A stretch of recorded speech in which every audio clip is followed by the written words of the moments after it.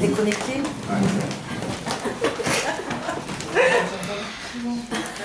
Tout recommence à zéro. Allez. Bonjour. Allez, c'est parti. Allez, on y va. Bon, on va essayer de que chacun il arrive à 9h15, comme ça on peut commencer à 9h30, parce que sinon après on retarde. Allez, on commence. Le jour du Yutet Kislev, c'est, vous savez, des fois on dit comme ça des blagues, que les rabbis de Lubavitch, ils étaient tous des grands voyous. Quasiment tous, ils sont tous passés par la case prison. Quasiment tous sont passés par la case prison. Et le premier rabbi de Lubavitch, l'Admor Zaken, il est resté 53 jours dans les prisons tsaristes, donc à l'époque de l'empereur, alors je ne sais pas quel empereur, mais à l'époque des tsars. Pourquoi? Parce qu'il y a eu une grande marloquette, des juifs ont fait une délation sur l'Admor Zaken, comme quoi ils récoltaient de l'argent et ils l'envoyaient en Israël. Et en vérité, cet argent-là, il était fait pour aider les pauvres en Israël. Mais en vérité, ceux qui ont été contre le Admor Zaken, ils ont commencé à dire au tsar qu'en fin de compte, il allait donner de l'argent à l'Empire ottoman. L'Empire ottoman qui était à l'époque un concurrent, en tout cas un empire qui prenait beaucoup de place et qui faisait bien évidemment peur à tout le monde. Et donc, c'est comme ça qu'ils ont réussi à monter toute une diffamation contre l'Admor Zaken. L'Admor Zaken, il est rentré en prison. Ok? Alors maintenant, le rabbi fait sur le Yutet Kislev, le rabbi fait une très belle sikha. Ouais. Il a expliqué une très belle sikha. Alors, vous savez que... Alors, venez. Alors, le rabbi l'explique comme ça. Vous savez que une des choses que chacun doit réfléchir, une des principes qu'on doit tous avoir dans la tête, lorsque il nous arrive, Dieu préserve des choses pas bien, alors allez-nous, quel est le premier réflexe qu'on a? C'est pourquoi, le bon réflexe d'un bon juif, c'est pourquoi ça m'arrive ces choses-là. Ok? Ça, c'est le premier réflexe qu'on doit avoir. Pourquoi on a ce réflexe-là? Parce qu'étant donné que nous croyons très fortement que c'est Akadosh Baruch Hu qui gère le monde entier, et pas seulement que nous croyons très fortement, nous avons une obligation de croire et nous avons une obligation de vivre avec cela, que c'est Akadosh Baruch Hu qui gère le monde entier. Donc, quel est le réflexe qu'on doit avoir? Dès qu'on a un problème, alors allez, Dieu préserve, on doit tout de suite réfléchir. Pourquoi? Qu'est-ce que j'ai fait de mal particulièrement pour lequel j'ai droit d'avoir ce problème-là? Et à travers notre tchouva, à travers faire un travail sur soi-même, à travers notre tchouva, à ce moment-là, Akadosh Baruch Hu va régler le problème comme on aurait réglé le problème chez nous. Comme une fois, quelqu'un il a envoyé une lettre au rabbi et il a envoyé une lettre au rabbi parce qu'il était à l'hôpital. Et alors peut-être que la personne il était très triste et c'est pour cela que le rabbi lui a répondu de la manière suivante. Et donc lorsque la personne il était à l'hôpital, il a écrit au rabbi et il lui a demandé une bracha pour sortir et pourquoi je suis rentré dans cet hôpital-là, qu'est-ce qui m'est arrivé, qu'est-ce que j'ai fait de spécial, qu'est-ce que j'ai fait de particulier. Et le rabbi lui explique plusieurs choses, il lui dit mais 2 secondes, venons réfléchir. Si vous êtes malheureusement rentré à cet hôpital-là, ce n'est pas juste parce que Akadosh Baruch Hu il veut vous faire rentrer à l'hôpital, c'est parce que vous avez une mission à accomplir dans cet hôpital. Et le rabbi lui répond, plus vite vous aurez fait à effectuer la mission, plus vite vous sortirez de l'hôpital. Pourquoi? C'est quoi la base de la logique du rabbi? Elle est très simple. Puisque maintenant c'est Akadosh Baruch Hu qui envoie tout ce qui arrive, et qu'Akadosh Baruch Hu il ne fait jamais rien pour faire du mal à ses enfants. Ça n'existe pas de faire du mal à ses enfants. Qu'en fin de compte, toutes les épreuves, ce ne sont que des manières d'enseigner, des enseignements qu'on donne au Bnei Israël pour justement les arranger et les faire entrer dans le droit chemin. Et donc le rabbi lui répond, puisque maintenant Akadosh Baruch Hu vous envoyez là-bas, ce n'est pas pour rien, c'est pour que vous fassiez une mission. Plus vite vous allez effectuer la mission, plus vite vous allez sortir de cet hôpital-là. Et donc, à plus forte raison, lorsque le Admor Zaken il a posé la question, il est rentré en prison.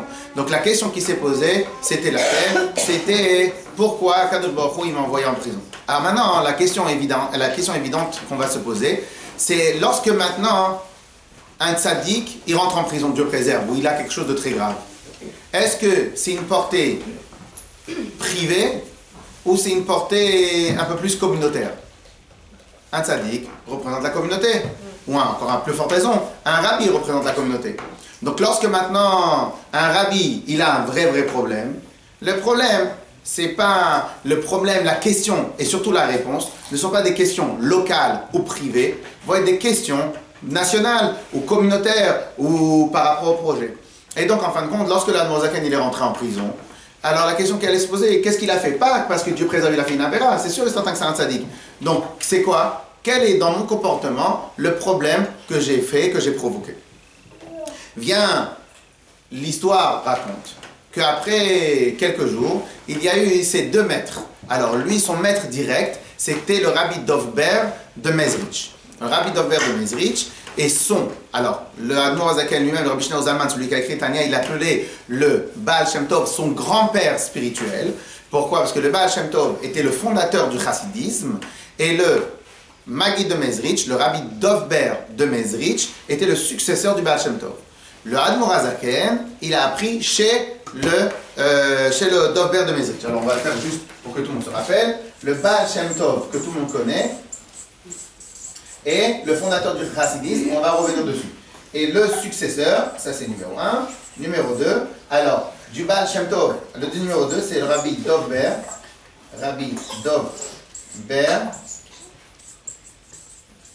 de Mezrich. Ok? Et là, Admor Zaken, lui, le Rabbi Shneur Zalman.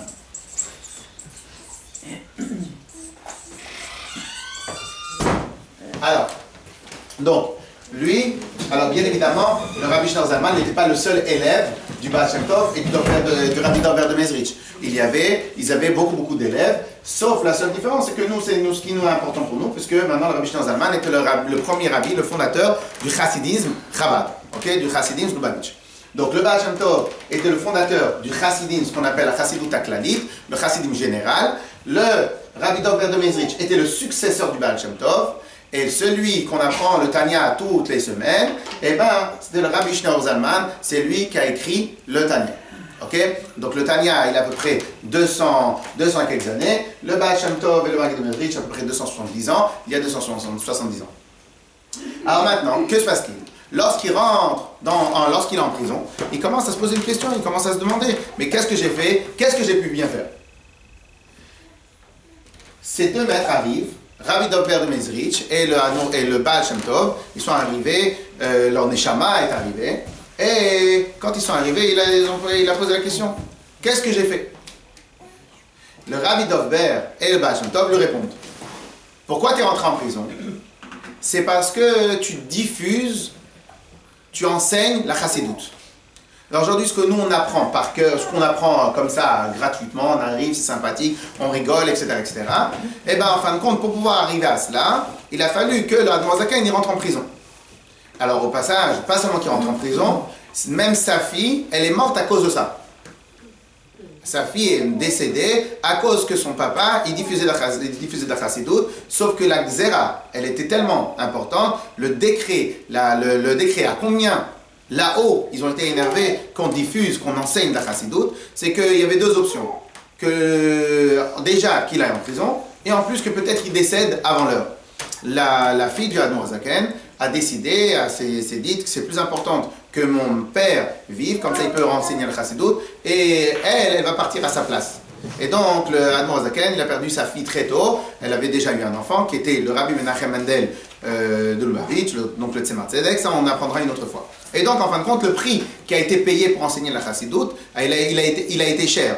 Bien qu'aujourd'hui, quand on vient, on apprend le Tanya, on se dit que c'est sympathique, on enseigne des choses sur le sourire, sur les symptômes du sourire, on enseigne sur plein de choses, mais en fin de compte, tout ça, il y a eu un démarrage, il y a eu un démarrage. Et donc, lorsque l'Admor Zaken, il était en prison, ils sont venus le voir, ses maîtres sont venus le voir. Alors on dit, il a demandé à ses maîtres, pourquoi, al-smachma, sur quoi j'ai été pris en prison? Qu'est-ce que j'ai fait de mal? Ils lui ont répondu, c'est parce que tu enseignes la chassidoute. Parce que tu es en train d'enseigner, tu es en train de diffuser, tu es en train d'expliquer, tu es en train d'enseigner la chassidoute. Bon, alors lui dit, ok, mais moi je n'ai fait que de suivre les enseignements du Baal Shem Tov et du Rabbi Dovber de Mezrich. Oui, mais toi, Rabbi Shneur Zalman, là tu fais encore de manière encore plus forte, encore plus connue, et tu révèles encore plus de chassidoute que les autres ils ont fait. Bon, alors maintenant, le Admorazaken nous pose la question. Ok, alors maintenant je fais quoi? Si je sors de prison, je fais quoi? Je continue ou j'arrête? Bien, ces deux maîtres lui ont répondu, puisque tu as commencé, et maintenant tu vas faire encore plus. Donc le Admorazaken, lorsqu'il est sorti, ça a été la grande fête de Yutet Kislev. Et pourquoi on l'appelle le Rosh Hashanah de la Chassidoute? Pourquoi on l'appelle le démarrage de l'enseignement de la Chassidoute? Pourtant, le Admorazaken, il avait déjà enseigné avant. C'est parce que c'est à partir de ce moment-là que, avant, il était comme ça, il était sympathique, il était édulcoré, il racontait pas trop de secrets, il expliquait pas trop de choses. Et à partir du Rosh Hashanah de la Chassidoute, à partir du Yutet Kislev où il est sorti, là il s'est dit, bon, maintenant j'ai plus d'entrave, le prix à payer pour enseigner la Chassidoute, je l'ai payé, et bien maintenant je vais l'enseigner et je vais me mettre à fond pour enseigner la Chassidoute. Ok?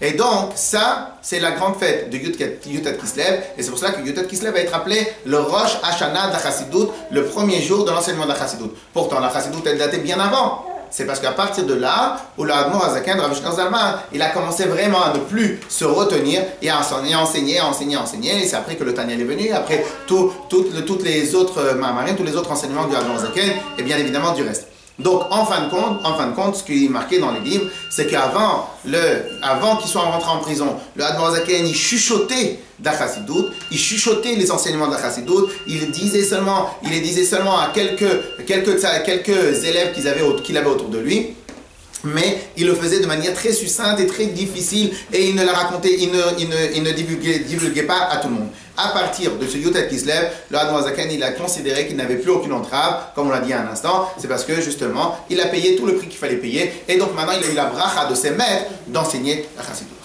Ok? C'est bizarre à comprendre cette notion parce qu'on est là pour diffuser. Alors, Bezrat Hashem, si Dieu veut, avec le temps, vous verrez sûrement, ou bien peut-être parce que vous allez vous renseigner, vous allez apprendre d'autres choses, etc., et peut-être qu'un jour on essaiera de le travailler, tout celui qui étudie comme il faut la Gemara, comme il faut tous les passages de la Torah, et quand il arrive, il apprend de manière approfondie la Chassidoute, il voit que ce qu'on apprend dans la Chassidoute, c'est des secrets qui n'existent dans aucun autre endroit de la Torah. En fait, c'était pas le moment pour les divulguer. C'était le moment, mais il fallait bien payer le prix pour le moment. Okay? Il y a un moment où c'est le moment de dire une certaine chose, mais quand vous venez et vous remettez en cause l'ordre établi, eh ben, tout le monde a peur. Et même peut-être même là-haut, ils ont eu peur. Okay? Et dans quelques instants, on va continuer à expliquer. Donc en fin de compte, ce qu'on apprend dans la Chassidoute, vous pouvez peut-être vous le remarquez pas, parce qu'on le dit de manière sympathique, on le dit de manière expliquée, etc. Mais il faut savoir que les secrets qu'on apprend dans la Chassidoute, quand vous prenez les grands Ma'amarim, alors les Ma'amarim du Rabbi, les enseignements du Rabbi, c'est des secrets extrêmement profonds et extrêmement très poussés. Et donc ces secrets-là, c'est des secrets de la Kabbale qui étaient dévoilés seulement de maître à élève pendant des générations et des générations. Et c'est seulement à partir du Admorazaken qu'on a commencé à démocratiser, à banaliser, à transmettre, à donner de la Chassidoute. Ok? Pourquoi payer si cher? Comment? Pourquoi payer si cher? Parce que tout ce qui est rare et précieux, il faut payer cher. Tout ce qui est rare et précieux, il faut payer cher. Ok? Alors maintenant, le Rabbi il pose une question, une très belle question sur cette histoire-là. Bon, la question, elle est la suivante. Ce même problème, on l'a eu quelques années auparavant, avec toujours le Admorazaken comme acteur, et c'était à l'époque du Maggid de Mezrich, donc à l'époque quand il était encore élève. Et là-bas, il y avait un certain tzaddik, un certain grand chassid, un grand tzaddik, qui était un élève du Maggid de Mezrich, le maître de Rabbi Shlomo Zalman, en même temps qu'avec tous les autres élèves.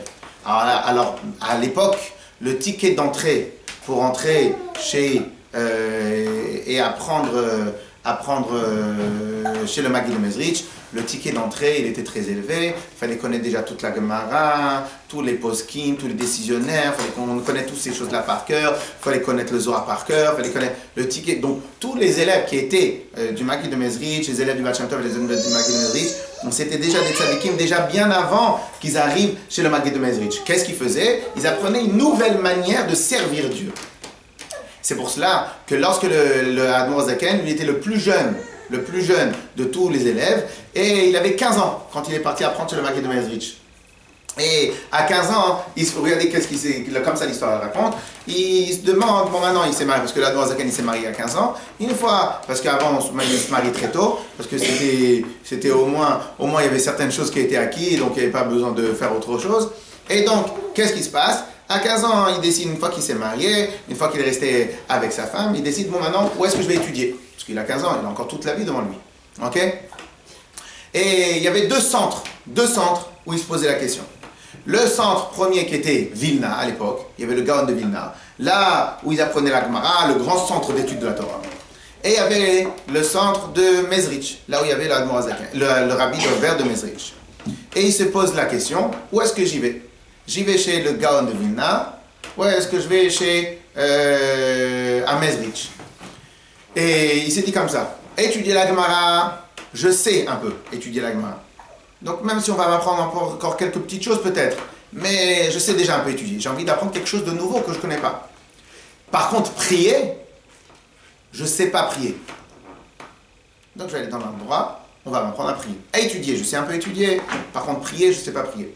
Et donc, en fin de compte, cela veut dire que lorsque ces grands Talmidei Chachamim, ces grands tzadikim, ils allaient chez le Rabbi Dover de Mezrich, ils n'allaient pas pour apprendre spécialement de la Gemara ou autre chose, ils allaient pour apprendre une nouvelle manière de servir Dieu, qui était la manière de la Chassidut. Et donc, on revient sur notre histoire. Donc, à l'époque du Rabbi Dover de Mezrich, il y a eu un grand décret, encore une grande xéra qui a failli coûter très très cher. Et c'était quoi la xéra? Il y avait parmi les tzadikim qui étaient chez le Rabbi Dover de Mezrich, il y avait un certain grand rave. Et ce rave-là, lui, il prônait que la Chassidut, il ne fallait pas la révéler et la diffuser à tout le monde. Il fallait quand même, que de la même manière que chez nous, le ticket d'entrée, il était très important, il fallait peut-être la distiller de manière très, très, très, très légère, mais il y a des gens triés sur le volet, comme avant, il disait qu'on apprenait le Pardes, on apprenait la Kabbale, que les gens qui ont 40 ans, que tout ce que vous avez dû déjà entendre, que les gens qui ont 40 ans, et qu'ils ont appris beaucoup de Gemara avant, beaucoup de halakha, etc. Et donc lui disait que la Chassidut, il ne fallait pas la révéler et la diffuser à tout le monde. Il fallait la diffuser seulement de manière très, très, très succincte. Et ça, c'était sa chita, lui, c'était sa politique. Un jour, ce rave-là, il arrive et il voit une feuille de Chidushim, une feuille d'enseignement de la Chassidut. Il la voit, elle a traîné par terre dans un endroit qui était vraiment pas mechoubad. Donc il y a plusieurs options, ou bien que c'était dans la boue, ou bien que c'était dans des choses encore plus graves que de la boue. Et ils sont tombés dans les toilettes, tombés dans des endroits qui étaient vraiment, vraiment, vraiment pas bien. Donc déjà, pour des livrets Torah, c'est interdit de manière générale. Et lui, il avait déjà un problème avec la Chassidut. Pas un problème avec la Chassidut, parce que lui c'est un chassid. Il avait un problème avec la diffusion et la profusion de la Chassidut. Là, il a sorti un mot très fort de sa bouche. Il a dit quoi? Il a dit, la Chassidut, les secrets de la Torah, ils sont venus. Et voilà ce qui arrive quand on profuse les secrets de la Torah. À la fin, n'importe qui commence à écrire. Et à la fin, tous les papiers commencent à tourner n'importe où. Et à la fin, ça arrive dans des endroits où il ne faut pas que ça arrive. Et donc, ce mot-là qui a été dit, il a failli coûter très cher à toute la Chassidut. Comme ça, c'est marqué dans les livres, que là-haut, ils ont entendu ce qu'il avait dit, et là-haut, ils avaient très, très, très, très peur. Pourquoi ils avaient très peur? Parce qu'encore une fois, si Dieu veut, peut-être tout à l'heure, on va essayer d'en parler, les secrets de la Chassidut sont des secrets très, très, très, très, très élevés. C'est des secrets. C'est des secrets. C'est comme si que demain, quelqu'un vous dit, voilà, j'ai les chiffres du loto. Imagine maintenant quelqu'un vous dit j'ai les chiffres du loto. Très bien. Quelle est la valeur des chiffres du loto? Alors, ça dépend de la cagnotte. Très bien. Imagine maintenant que la cagnotte elle est à 20 millions d'euros. Donc les chiffres coûtent 20 millions d'euros. Imagine maintenant que je les donne à 100 personnes les chiffres. Il y a 2000 personnes. Il y a 100 000 personnes. À la fin, les chiffres ils perdent leur valeur. Ils perdent leur valeur. Est-ce que quelqu'un il peut faire avec 20 millions d'euros? Si maintenant il est bien intentionné. Si maintenant on le donne à 20 millions de personnes. Avec un euro il ne peut rien faire. Avec 1 euro, il ne peut rien faire. Et donc, les Havdil, si on peut comparer, les secrets de la Torah, c'est des secrets extraordinaires. Et on ne peut pas venir et les raconter à tout le monde. Et donc, là-haut, ils se posaient encore la question, parce qu'ils avaient permis au Baal Shem Tov de révéler la chassidoute. Et ils se posaient la question, est-ce que Béhémet, on a bien fait? Est-ce que Béhémet, on a bien fait? Et à cause de ce que ce Rav-là, il a dit, ils ont failli là-haut faire une xéra, stop, on arrête tout, on fait machine arrière, et on n'enseigne plus la chassidoute. Bien, le Admor Zaken était à côté, où il a entendu parler de ça, il a dit, permettez-moi de vous raconter une anecdote, ou une métaphore, ou une anecdote. Alors, c'était quoi l'histoire? Il a dit, une fois, cette histoire elle est très très très connue, mais les gens ne voient pas la différence avec ce qu'on va expliquer avec Yutet Kislev. Et il raconte, l'histoire c'est la suivante. Une fois, il y avait un père, un roi, un grand roi, un roi intelligent, un roi...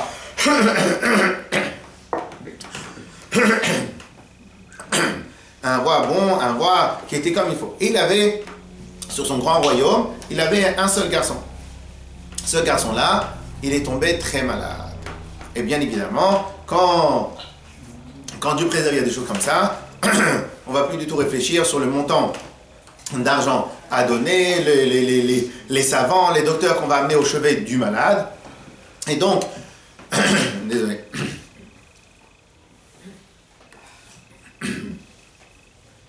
Et donc le roi, il a amené tous les docteurs possibles et inimaginables. Personne ne trouve de remède. Et le roi, il n'en peut plus. Le petit commence, Dieu préserve, ses forces commencent à s'immuniser. Et petit à petit, il vient, il répond presque plus. Il ne sait plus quoi faire.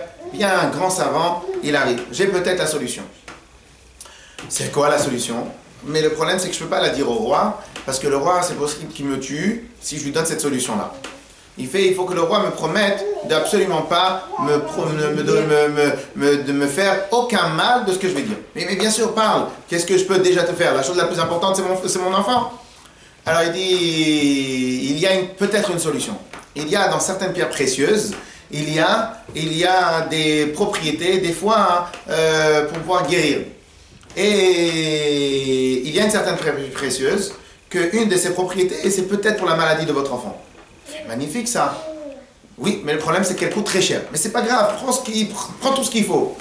Ouais, mais le problème aussi, c'est pour que l'effet soit bon, il faut prendre la pierre précieuse et l'écraser.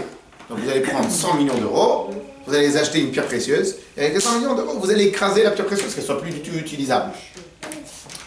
Ok, c'est pas grave, prends la pierre précieuse. Oui, mais attention, et encore avec tout cela, c'est possible que dans le breuvage qu'on va fabriquer, l'enfant, il peut pas avaler, il est fatigué, il répond plus. Donc c'est possible que 80%, 90% du breuvage découle sur le côté et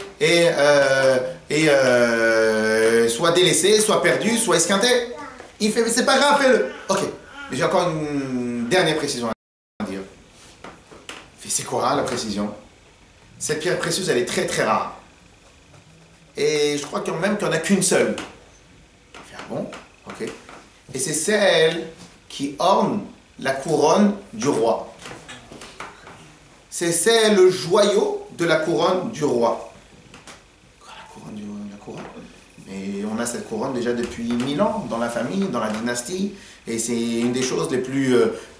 mais c'est la seule pierre précieuse qui a les propriétés pour pouvoir guérir votre enfant. C'est pas grave, je la prends. C'est quoi la valeur d'une pierre précieuse? Si maintenant en plus il n'y a même plus d'enfants pour pouvoir faire la dynastie, pour pouvoir faire... Bichlal, à combien elle a été gardée? Si après il n'y a pas de suite, la couronne elle ne sert à rien. Ils ont pris la couronne, ils ont pris la pierre précieuse, ils ont moulu la pierre précieuse et tout le breuvage, comme le docteur il avait déjà dit, que tout le breuvage est quasiment parti en perte, mais il y a une petite goutte, 2 petites gouttes, 15 petites gouttes qui sont venues, ils sont rentrées dans la bouche. Ils sont rentrés dans la bouche, l'enfant plus à petit, il a commencé à guérir. Et là, le Zaken dit, cette métaphore-là, il dit à ce tzaddik-là, il dit, au final, vous avez sûrement raison. Dévoiler des secrets de la Torah, c'est sûr et certain que peut-être la génération ne le mérite pas.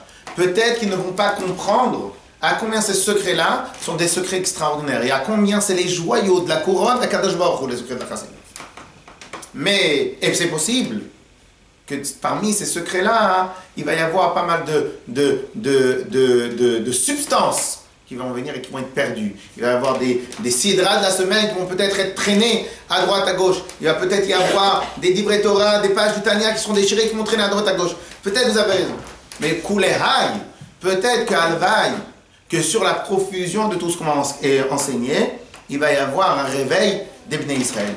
Et donc, Tachles, au passage, c'est grâce à la Chassidut, on ne va pas lancer des fleurs aux Chassidim, parce que de toute façon, on a encore beaucoup de travail à faire, mais n'empêche que je pense que tout le monde est d'accord sur le travail que le Rabbi a fait à travers les shlochim, à travers tous ces émissaires tout autour du monde, et combien de Bnei Israël se sont rapprochés de la Torah, de la Chassidut, mais vous voyez bien que c'est quelque chose qui est presque copyright Chassidut. Quand je dis copyright Chassidut, ça veut dire quoi? C'est qu'on voyait bien que tous les autres mouvements, tous les autres courants de pensée juifs, ils ne se sont jamais mis à aller enseigner la Chassidut, et ils n'ont jamais réussi à faire autant de vagues de Baal Tshuva, autant de vagues de gens qui se rapprochent à la Torah, etc. etc. Comment c'est possible? Parce qu'en fin de compte, dans cette Chassidut-là, il y a la capacité de réveiller, de rapprocher des gens à la Torah, de vivre la Torah de manière pleine et sereine et comme il faut. Et ça, c'est parmi les secrets que la Chassidut elle enseigne. Ok? Et donc, ça a été la métaphore du Admor HaZaken. Grâce à cela, la Gzera qui aurait pu être sur la Chassidut, elle est tombée. Parce que même là-haut, vous savez que là aussi, il y a un Bedin. Et dans le Bedin là-haut, il y a les anges accusateurs. Il y a les anges qui défendent.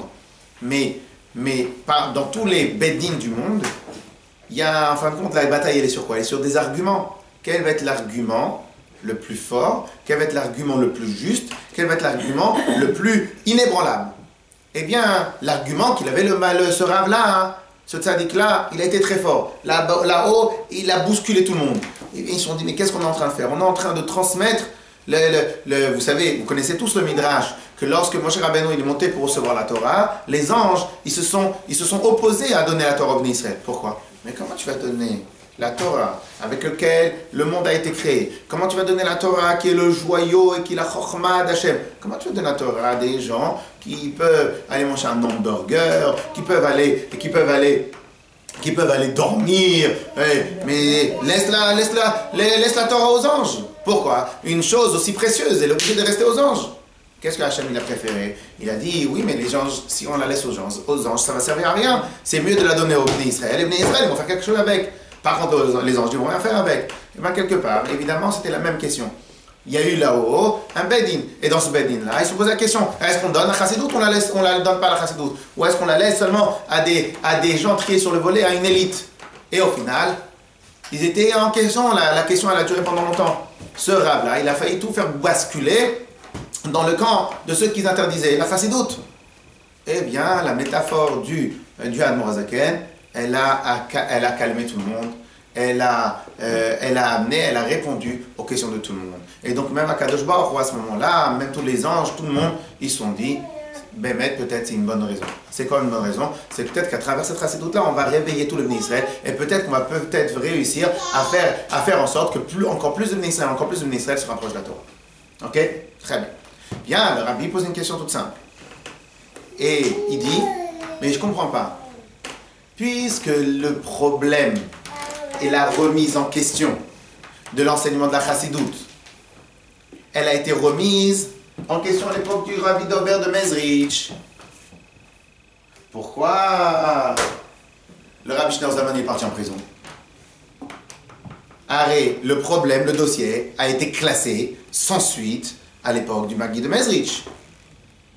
Et tout à l'heure on a dit que si le Rabbi Shneur Zalman est rentré en prison, c'est parce qu'il diffusait la Chassidut. Le Rabbi pose une question toute simple.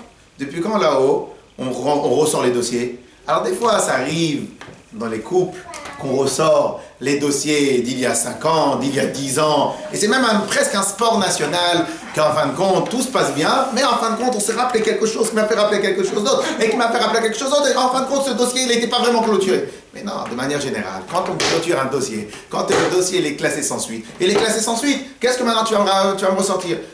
Donc comme à l'époque du Admor Azaken, à l'époque du Maguid de Mezrich, le Admor Azaken, grâce à sa métaphore, il a calmé les anges accusateurs.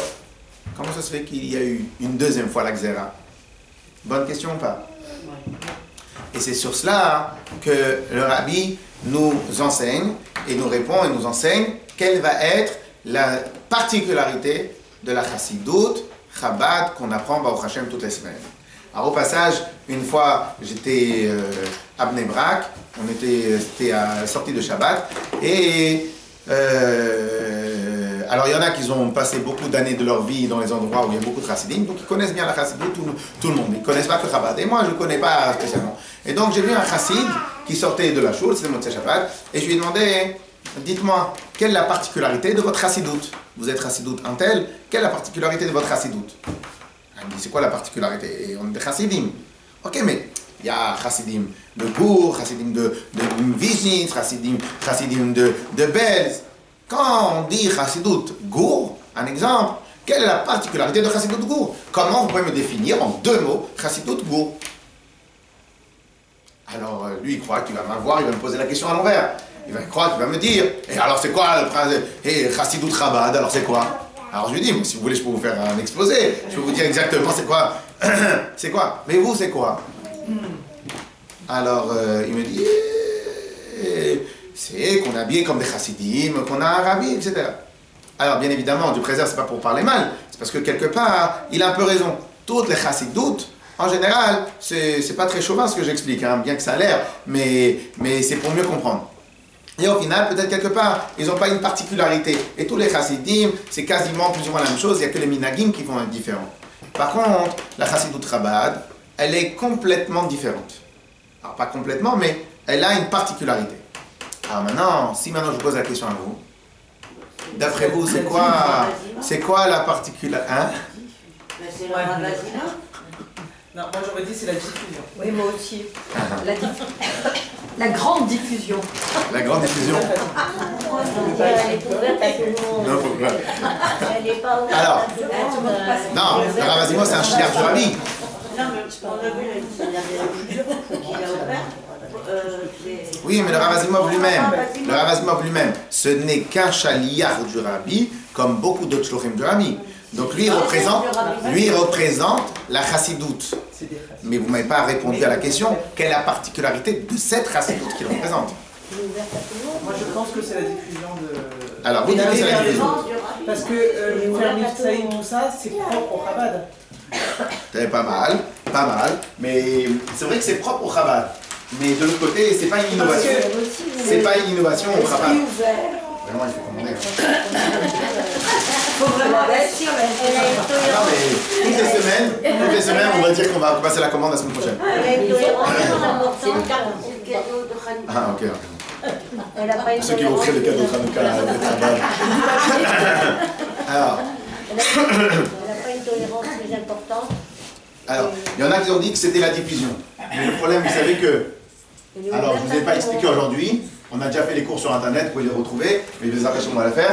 La diffusion, elle est propre au chassidisme général. Elle est propre au chassidisme en général. Sauf le seul problème, c'est que c'est beaucoup les Chabad qui le font.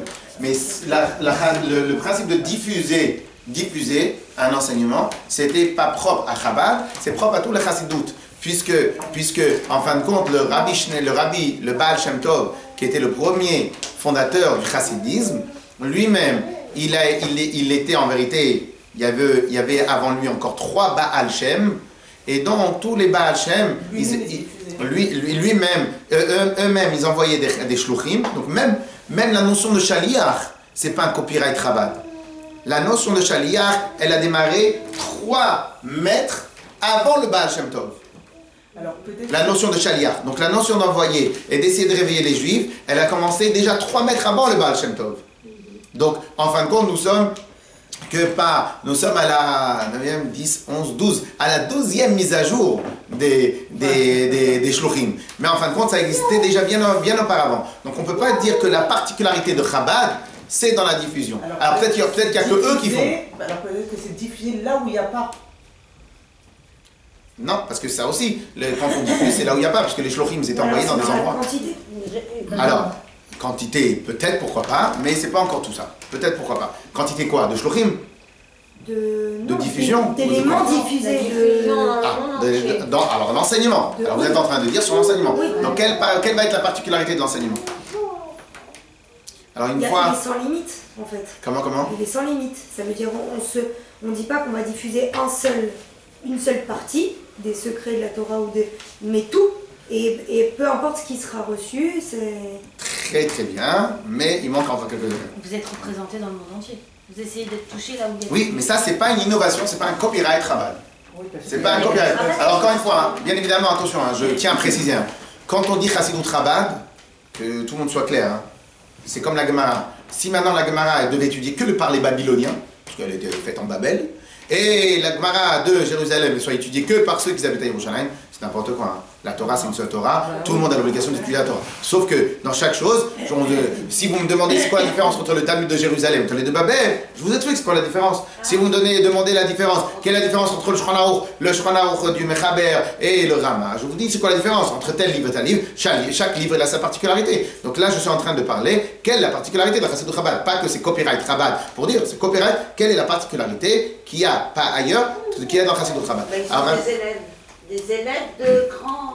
Alors ça aussi c'est pas une copyright parce que dans la Mishnah Pirkei Avot, il y a marqué Midu Talmidim Arbe. Et une des obligations de chaque Rav, c'est d'avoir des élèves. C'est un des contrats. Ils ont été élèves d'un grand Rav. Oui, ça revient au même. Et ils transmettent que le grand Rav. C'est la même chose. Une des obligations qu'on a dans la Torah, c'est toujours de diffuser plus de Torah. Tout le monde, tous les rabbins du monde. Un des pactes, des chartes du bon petit rabbin, c'est que chaque rabbin, chaque connaisseur de Torah, il a l'obligation de diffuser la Torah. Donc en fin de compte, ça aussi c'est pas un copyright. Alors maintenant au passage, une fois, quelqu'un il a commencé à parler contre certains éléments chez les Chassidim Chabad, et je ne voulais pas entrer en marloquette avec lui. Pourquoi? Parce que ça sentait un peu trop mauvaise foi. Je lui dis, Bichlal, avant de commencer à discuter sur ça, est-ce que Bichlal, tu sais c'est quoi Chabad? Ou est-ce que pour toi Chabad, c'est simplement quelqu'un qui a une veste plus longue, quelqu'un qui a un chapeau, quelqu'un qui a une barbe? C'est ça Chabad? Non, on peut pas dire. C'est comme si maintenant vous allez dire sur un grand téléphone qui font des milliards d'euros, de dollars de recherche et développement, vous dites, mais ça c'est quoi? C'est un téléphone, ça, c'est un téléphone. C'est trop simpliste. Donc en fin de compte, maintenant que c'est peut-être l'occasion, qu'on vous pose la question. D'après vous, c'est quoi Chabad? Alors réponse, comme ça on gagne du temps. Il y a la tolérance. Il y a la tolérance. Plus tolérant. Voilà. Alors, les Chabad qui descendent à la réponse, les mitzvot. Alors, même là aussi, le principe de tolérance, c'est pas sûr que c'est copyright Chabad. Peut-être que normalement, le principe de tolérance, il devrait être chez tous les gens religieux de tout bord. Ok? Alors, enfin, moi, je vais vous révéler un secret. Le principe de Chabad, c'est quoi de la Chassidut Chabad? C'est de comprendre tous les secrets dont on a parlé, de les comprendre, écoutez bien, c'est que ça. C'est ça la particularité, de les comprendre de manière intellectuelle. Imaginez maintenant que je vous pose une question et que je vous demande un exemple. Est-ce que c'est Hachem qui a donné la Torah? Alors vous allez répondre, oui bien sûr, évidemment. Oui bien sûr, évidemment, c'est Hachem qui a donné la Torah. Très bien. T'as des preuves? Ouais, plus ou moins. Et si, imaginons maintenant que vous êtes arrivé au bout des preuves, qu'est-ce que vous allez dire? Qu'est-ce que vous allez dire à la personne qui vous pose des questions? Vous allez lui dire, bon, je sais pas moi, qu'est-ce que tu veux de chez moi? Et à la fin, vous allez lui dire, bon, maintenant, moi j'y crois. Ou bien, mon ravi m'a dit que c'est comme ça, et j'y crois, et c'est comme ça, et c'est terminé. J'ai pas d'argument, c'est terminé, mais j'y crois. C'est-à-dire que dans certains domaines de la Torah, eh ben, vous avez une émouna, ce qui est absolument très bien. Sur ça, la question ne se pose pas. Mais vous avez une émouna, c'est-à-dire que vous n'êtes pas en train de saisir, comprendre la chose dans lequel, autant que dans un téléphone, alors bien évidemment, il faut étudier, mais autant que dans un téléphone, vous avez des articles à n'en plus finir sur Internet pour vous expliquer c'est quoi une onde et comment l'onde elle est réceptionnée par le téléphone et comment de cette onde-là et que les données elles passent, après elles sont traduites par des programmes informatiques, etc. Autant, bien évidemment, c'est pas à la portée de tout le monde, mais en vérité, c'est expliqué. Et celui qui veut ouvrir, une fois je me suis posé la question, comment un avion il vole?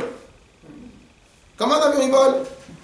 Eh bien, en fin de compte, alors bien évidemment, je ne suis pas ingénieur. Ben, vous allez sur Internet, alors il faut se casser un peu la tête pendant 1 heure, 2 heures, il faut essayer de réfléchir, mais la chose, elle est logique, elle est réglée, elle est scientifique, et scientifique, ça veut dire que vous pouvez absolument comprendre tout ce qui a marqué, toute la logique. Clair? Très bien. Ici, y a-t-il une once de émouna, de croyance dans la technicité d'un avion? Et que des preuves techniques. Il n'y a que des preuves techniques. Il n'y a que des preuves logiques. C'est de la science. Ok. Ben, vous savez c'est quoi la Chassidut Chabad? Rendre tout ça. C'est la science de la C'est prendre tous ces secrets de la Torah et les rendre accessibles. et les montrer que tout rentre dans une logique pure, mathématique, carrée, que chacun peut absolument maîtriser, peu importe d'où il vient, peu importe s'il a étudié la Torah avant, peu importe s'il a été un grand gaon dans la Gemara ou pas dans la Gemara. Maintenant, c'est quoi le pire du pire? Parce que là, on n'est pas en train de vous enseigner pourquoi Shabbat, il ne faut pas enlever de la plata de Shabbat et la remettre. Là, on ne parle même plus de ça. On parle de secrets, de, comme on avait dit à l'époque de la Nozaken, des joyaux de la couronne de la Kadosh Baruch. Ça, c'est la particularité de la Chassidut Chabad. C'est pour ça que des fois, j'apprends avec des jeunes gens, et que quand je les vois qu'ils apprennent la Chassidut, mais ils n'apprennent pas de cette manière-là, je m'énerve. Pourquoi je m'énerve? Parce que si tu apprends la Chassidut, et à la fin, quand je te pose une question, tu me dis « Ouais, mais parce que c'est marqué. » C'est quoi, c'est parce que c'est marqué? Donc ça veut dire que c'est pas carré chez toi. C'est qu'en fin de compte, tu commences à mettre la faute, ou tu commences à dire « Je suis ma'amine, je crois dans ce qui a marqué. » Mais toi, tu comprends pas. C'est pas ça la particularité de la Chassidut Chabad. La particularité de la Chassidut Chabad, c'est de pouvoir comprendre, de mettre dans un carré l'enseignement. Ça, c'est encore plus grave que ce que le Maggid de Mezritch a fait. C'est encore plus grave ce que le Baal Shem Tov il a fait. Pourquoi c'est encore plus grave? Quand je te transmets des enseignements, mais que ces enseignements-là, au final, tu ne les maîtrises pas. Parce que maîtriser veut dire aussi banaliser. Maîtriser veut dire aussi banaliser. Lorsque maintenant, vous savez pourquoi? Vous savez pourquoi toutes les sociétés du monde ils sont obligées d'innover? Parce que tout ce qui est copiable ne vaut plus rien. Ah ouais, il faut se démarquer. Ne vaut plus rien. Une fois qu'ils ont réussi à copier les éléments du iPhone, eh bien, au final, vous prenez tout. Et donc, ils sont obligés d'innover. Pourquoi ils sont obligés d'innover? Parce que dès qu'on maîtrise un projet, avant, je sais pas si avant quand ils avaient sorti le airbag dans les voitures, les pubs chez Mercedes c'était on a le airbag. Aujourd'hui c'est une blague. Pourquoi c'est une blague? Parce qu'en fin de compte, mais pourtant, ils ont innové. Pourtant, ils ont réussi à trouver le moyen comment insérer un airbag dans une petite machine. Donc c'est un chidouche de folie. Mais une fois que le chidouche il est passé, une fois que le copyright il est passé, une fois qu'ils ont réussi à copier, une fois qu'ils ont réussi à copier, une fois qu'ils ont réussi à tout maîtriser, ils l'ont démocratisé, banalisé. Donc ce que l'Admour Azaken il a fait, c'est encore pire que ce que le Baal Shem Tov il a fait. Ce que l'Admour Azaken a fait, c'est encore pire que ce que le Baal Shem Tov et le Maggid Mezritch ils ont fait. Pourquoi?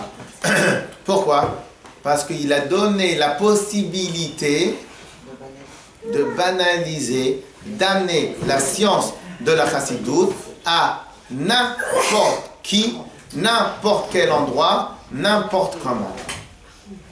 Clair? Et c'est comme ça que le Rabbi il répond à la question. Comment ça se fait que lorsque l'Admour Azaken il a répondu au problème à l'époque du Maggid de Mezritch, comment ça se fait qu'on a eu de nouveau la xéra? Comment ça se fait que de nouveau il y a eu le problème, que de nouveau il fallait justifier et que de nouveau il fallait re-argumenter? La réponse est la suivante. Parce que le Admorazaken, il a rajouté un paramètre qui n'existait pas auparavant. C'est quoi le paramètre? C'est qu'en fin de compte, l'enseignement de cette chassidoute, elle doit être logique, elle doit être carrée, elle doit être travaillée et elle doit être maîtrisée tout simplement avec notre intellect. Comme si c'était, Dieu préserve, une banale question de mathématiques. Accessible à tout le monde. Accessible à tout le monde. Et donc le rabbi, il termine et il clôture cette sikha-là, il clôture cet enseignement de la manière suivante. C'est quoi? C'est que de là on va apprendre deux choses. Le jour du Yutet Kislev, on va apprendre deux choses.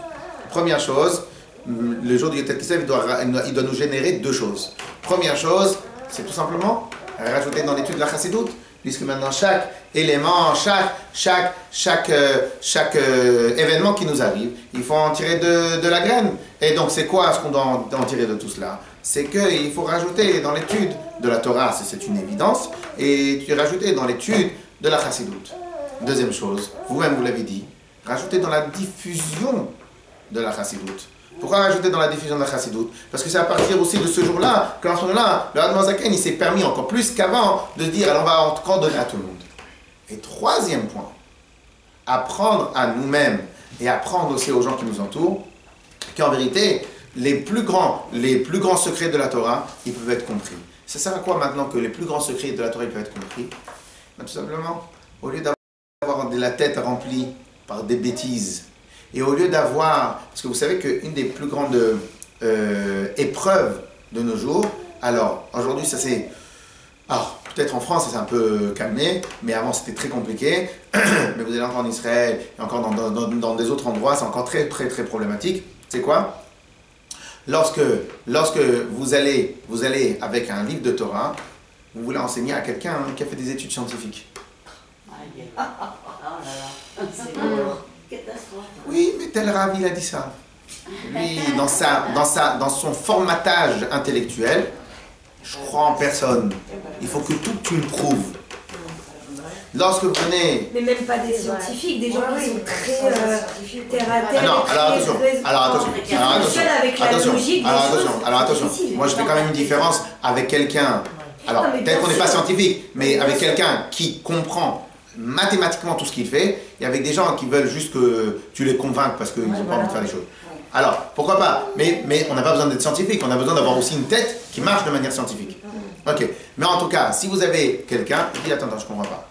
Pour ça, j'ai tout ce qu'il me faut sur Internet pour comprendre. Et je crois à personne. Aujourd'hui, n'importe quelle personne qui a un problème, il vient, il l'ouvre. Vous avez tout sur Internet, Wikipédia, vous avez tout. C'est extraordinaire, Et je pense que même il faut faire des dons aussi à Wikipédia. Excusez-moi, chaque chose qu'on a un problème, on vient. Et donc, vous aurez reçu Serfa. Alors maintenant, et donc, il vient, vous venez avec la Torah, et il vous dit, excusez-moi, de quoi tu me parles maintenant? Moi ici, là, j'ai tout, et ici, tu me dis quoi? Il faut que je fasse confiance, il faut que je croie. Ça tient pas. Et donc, lorsque maintenant vous voulez ramener quelqu'un comme ça à la Torah, alors ceux que leur vie passe à croire, entre guillemets, alors pour eux, c'est pas grave, mais ceux que dans leur vie, ils passent à comprendre, vous leur ramenez un sujet de la Torah de cette manière-là, sans donner d'explication, sans donner de logique, sans donner de compréhension, sans donner vraiment de preuves sur chaque chose. Et bien en ce moment, vous avez un blocage. Pourquoi vous avez un blocage? Parce que ça passe pas. Pourquoi ça passe pas? Parce que tu me demandes de croire, et pourtant, la Torah, elle reste quelque part logique. L'Orléno Dieu préserve, c'est pas pour nous dire que la Torah ne vient pas d'Akadosh Baruch Hu. C'est pas ça l'Orléno Dieu préserve. C'est que Akadosh Baruch Hu a dit ki chormatrem ou finatrem le'enei amim. La Torah, elle est votre intelligence aux yeux du monde entier. C'est-à-dire que si maintenant elle a votre intelligence, c'est quoi? Que la Torah elle est logique. Et toi maintenant tu veux t'acquitter de creuser l'enseignement en disant tout simplement il faut faire confiance. Et moi je veux pas faire confiance. Moi je veux comprendre. Alors à la fin, une personne comme ça, il va où? Ben, il va pas s'asseoir sur les bancs de la yeshiva. Il va s'asseoir sur les bancs de l'université. Pourquoi? Parce qu'il y a un plaisir intellectuel. Je ne l'ai que là-bas. Ici on me demande de croire. Ici on m'explique. J'aime quand on m'explique. Que vient nous enseigner cette chassidoute-là? Quel est l'enseignement de cela? C'est qu'en fin de compte aussi, dans les plus grands secrets de la Torah, avec un peu de cassement de tête, bien évidemment, je ne peux pas comprendre l'avion, je ne peux pas comprendre les ondes, je ne peux pas comprendre tout ce qui est l'informatique si je n'apprends pas. Mais une fois que tu auras appris, tu vas oui comprendre. Donc en fin de compte, c'est pour nous enseigner qu'il faut se rajouter dans l'étude de la Torah, rajouter dans notre compréhension, et à travers cela, ramener encore plus de juifs à la Torah. Chazal pour la première partie.